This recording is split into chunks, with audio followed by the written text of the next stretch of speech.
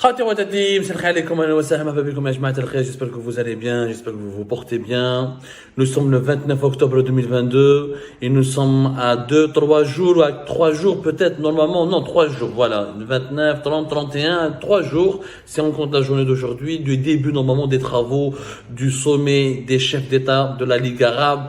Le fameux sommet de la Ligue arabe qui est attendu depuis 3 ans, qui intervient dans un contexte bouillonnant, un monde qui est au bord de la troisième guerre mondiale, la guerre en Ukraine qui a modifié les rapports de force dans le monde entier, qui est en train de nous donner naissance sous nos yeux à un nouvel ordre mondial, les crises économiques et financière, l'inflation, les problèmes sociaux, l'insécurité qui grandit dans le monde avec plusieurs problèmes géopolitiques qui ont pris de l'intensité et qui ont basculé dans une nouvelle dimension depuis le début de cette guerre en Ukraine et des violences qui peuvent éclater un peu partout à travers le monde. Le monde arabe se porte très très mal.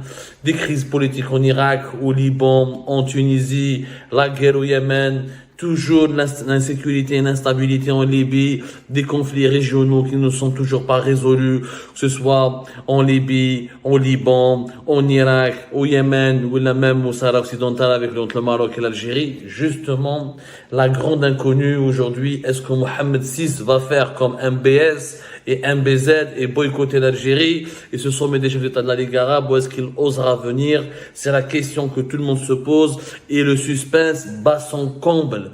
Mohamed VI et le Maroc font durer le suspense, ils veulent absolument, on dirait, torturer les dirigeants algériens jusqu'au bout, mais du côté d'Alger comme du côté de Rabat, des deux pays, plusieurs sources affirment que Mohamed VI ne viendrait pas. Plusieurs sources marocaines à qui nous avons parlé via Algérie Part qu'affirme et confie que rien d'officiel n'a été encore décidé, mais il semble que c'est Bourita, le chef de la diplomatie marocaine, qui représentera le Maroc, Nasser Bourita, le ministre des Affaires étrangères marocain de la coopération africaine et des Marocains résidant à l'étranger, qui viendra à Alger pour l'ouverture du sommet des chefs d'État de la Ligue arabe. Visiblement, Mohamed VI s'est concerté et se serait concerté avec Mohamed Ben Salman ou Mohamed Ben Zayed Al Nahyan, le président des Émirats arabes unis, pour ne pas venir à Alger, les 3 plus importants monarques du monde arabe, qu'on le veuille ou non, avec le roi de la Jordanie, sont les 4 plus importants monarques, risquent de ne pas venir en Algérie. Alors, le roi de la Jordanie, pas de signe de vie, pas du tout de signe de vie. Est-ce qu'il dit Abdallah II, est-ce qu'il va venir à Alger, ou est-ce qu'il a confirmé pour la sommet de la Ligue arabe? Plusieurs sources contradictoires.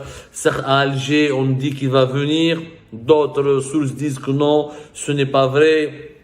En tout cas, l'invitation officielle qui lui a été adressée, les médias algériens, la diplomatie algérienne a donné plusieurs informations aux médias algériens comme quoi il aurait confirmé sa participation, etc. Mais rien n'est sûr. Franchement, rien n'est sûr. Et plusieurs sources diplomatiques algériennes qui ne sont pas d'accord avec la manière dont Abdelmadjid Tebboune a conduit la préparation de ce sommet du sommet des chefs d'État de la Ligue arabe, cette politique qui n'allait rien dans plusieurs émissions, le fait de faire cavalier seul, de réhabiliter, d'inviter le Hamas, l'interventionnisme de l'Algérie en Tunisie, les différends qui opposent l'Algérie au Caire et à l'Égypte, l'Algérie qui refuse, qui dénonce et qui pratique une politique hostile à l'égard des pays arabes qui ont normalisé leur relation avec les Arabes, avec Israël, le grand différend avec Abu Dhabi concernant la situation en Libye, la situation au Sahel, l'agressivité du régime algérien et d'Abdelmadjid Tebboune et des autres dirigeants algériens à l'encontre et à l'égard du Maroc, qui est un allié important pour les Émirats et pour l'Arabie Saoudite et pour les autres monarchies. Les monarchies des pays arabes entretiennent des relations très cordiales, pour ne pas dire des alliances qui datent de plusieurs années. Font tous ces éléments, toutes ces tensions font en sorte que personne, franchement, on sent que personne n'a envie de venir à Alger. La vérité, on sent que personne n'a envie de venir parler avec Abdelmajid Tebboune, et on sent que, comme quoi il y a un plan qui a été préparé entre l'Arabie Saoudite et les Émirats pour orchestrer et organiser le boycott de ce sommet d'État, des chefs d'État de la Ligue arabe à Alger. On le sent, Mohamed Ben Salman, comment il s'est moqué de l'Algérie, je suis malade, j'ai un problème de tension artérielle, un voyage de long courrier, je peux pas rester 24 heures et revenir alors qu'il aurait pu rester 2-3 jours et revenir, c'est 6 heures et quelques de vol, c'est pas 10 heures ou la 15 heures de vol non plus, il est jeune, on n'a pas l'impression qu'il est vraiment malade, et en Arabie Saoudite, il n'a pas suspendu ses activités économiques, ses activités protocolaires et politiques, il travaille toujours sur des dossiers très chauds, très importants, un BZ plutôt, Mohamed Ben Zayed Al Nahyan, il a chargé El Maktoum, l'émir de Dubaï, de venir représenter les Émirats en Algérie, mais l'émir de Dubaï, c'est le vice-président Yajma. Ce n'est pas Mohamed Ben Rachid Al Maktoum, c'est lui le vice-président, ce n'est pas le président des Émirats Arabes Unis. Donc c'est une représentation qui reste quand même pas, qui correspond pas aux attentes de l'Algérie, qui correspond pas en tout cas au prestige et à l'importance que l'Algérie avait voulu donner à ce sommet des chefs d'État de la Ligue arabe. Et ce qui est d'ailleurs décevant et même inquiétant, c'est que MBZ n'a même pas communiqué, n'a même pas expliqué, n'a pas appelé Abdelmajid Tebboune. Et depuis 2 ans, depuis l'arrivée d'Abdelmajid Tebboune au pouvoir, ça se passe très très mal avec les Émirats Arabes Unis. Lorsque d'ailleurs l'émir d'Abu Dhabi, il est mort. C'était en quelle année? C'était récemment. Est décédé. Il est décédé. Abdelmajid Tebboune n'est même pas parti présenter ses condoléances. C'était le 13 mai, 2022, lorsque Cheikh Khalifa Ben Zayed Al Nahyan, qui est mort, qui était le président des États-Unis et qui était le président des Émirats Arabes Unis, lorsqu'il était mort le 13 mai 2022, Abdelmajid Tebboune ne s'est pas présenté. Il avait envoyé, si je me trompe pas à l'époque, uniquement le premier ministre Ayman Ben Abdelrahman pour représenter l'Algérie, ce qui n'était pas très élégant parce que c'était quand même un personnage historique important pour les Émirats et c'était et à l'époque, Abdelmajid Tebboune, d'ailleurs, préparait sa visite en Turquie, il préférait aller en Turquie plutôt que d'aller présenter ses condoléances à Abu Dhabi, à la famille régnante, ce qui a vraiment suscité beaucoup c'était une véritable controverse. Abdelmajid Tebboune, Melidja, on n'a pas de bon rapport avec les pays arabes. Les pays arabes les plus importants, qui sont l'Arabie Saoudite, les Émirats et l'Égypte, on a de très mauvais rapports. Avec l'Égypte, c'est encore pire. L'Algérie est en train de s'aligner sur la position de l'Éthiopie, est en train de se rapprocher beaucoup de l'Éthiopie pour emmerder l'Égypte.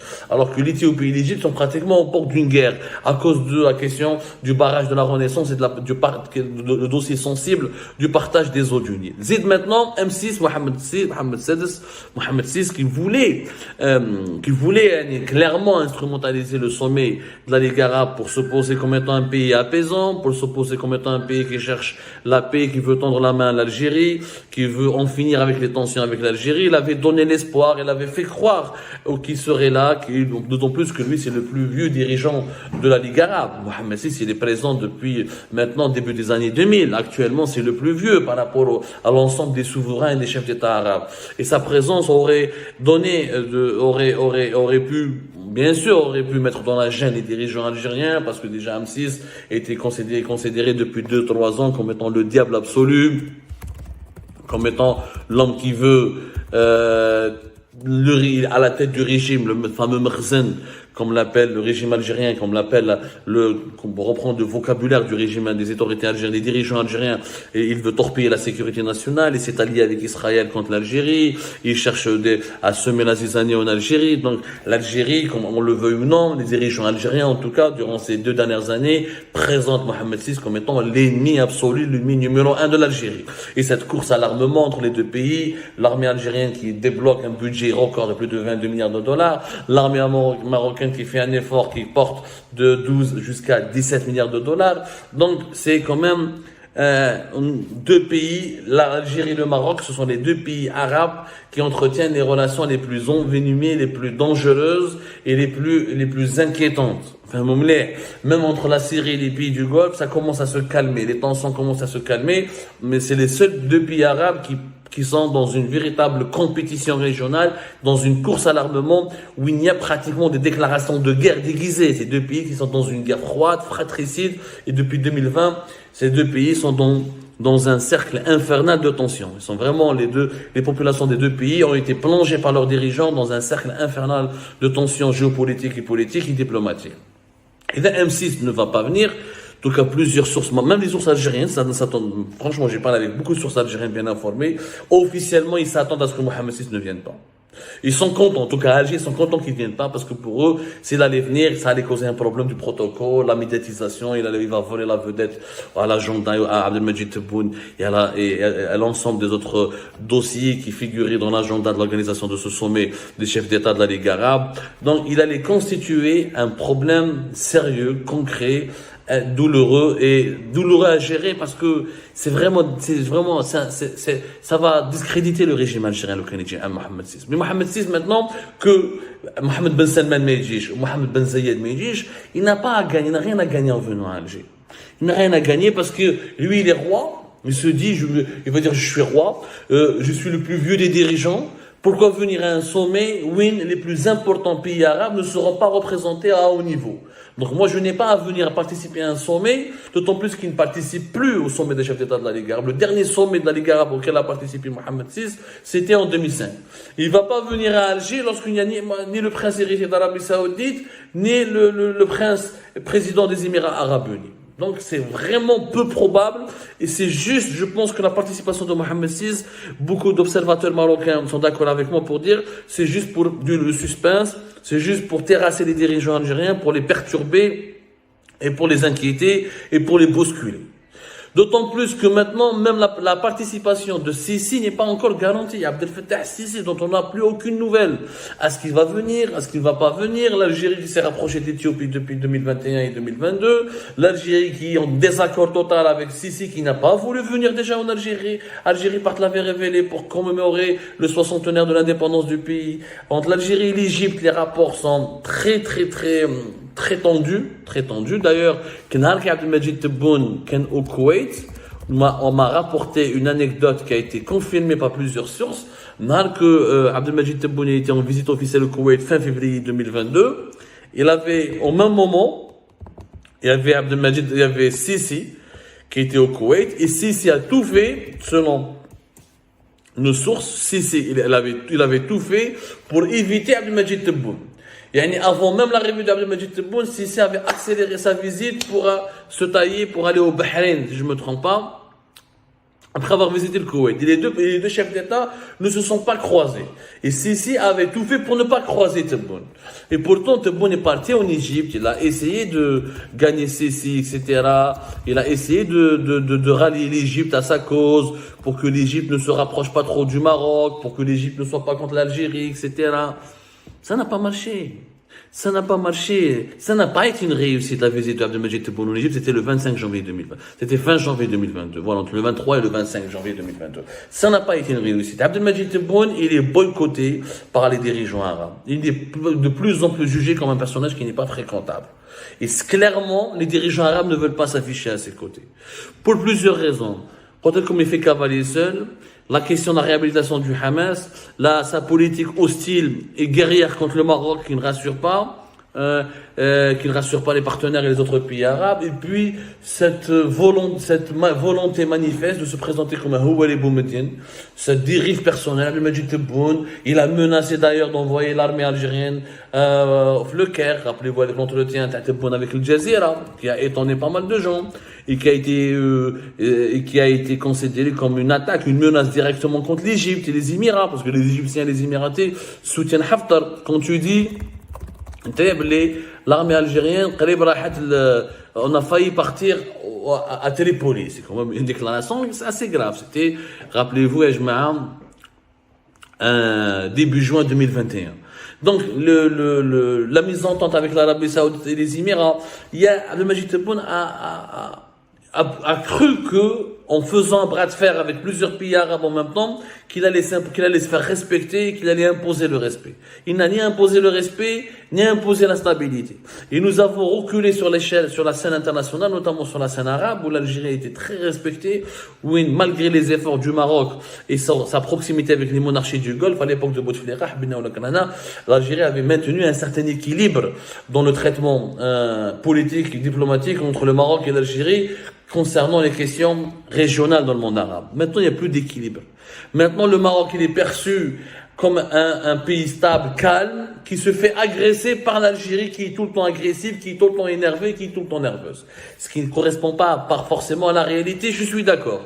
Mais la conduite des affaires internationales par Abdelmajid Tebboune donne cette image de l'Algérie, un pays agressif, un pays qui cherche des problèmes dans tout le monde, un pays qui ne veut s'entendre avec personne, et un pays qui passe son temps à provoquer les autres. Et ça, c'est très mauvais pour l'Algérie, c'est très mauvais. Et je doute fort que ce sommet des chefs d'État de la Ligue arabe puisse aboutir à une quelconque réussite si Sisi ne va pas venir lui aussi, alors qu'un M6 va visiblement, en tout cas ce sont les dernières informations que nous avons pu obtenir, va rejoindre MBS et MBZ dans un club de boycott qui est en train de se constituer, le club de boycott des initiatives de l'Algérie à l'occasion du sommet des chefs d'État de la Ligue arabe.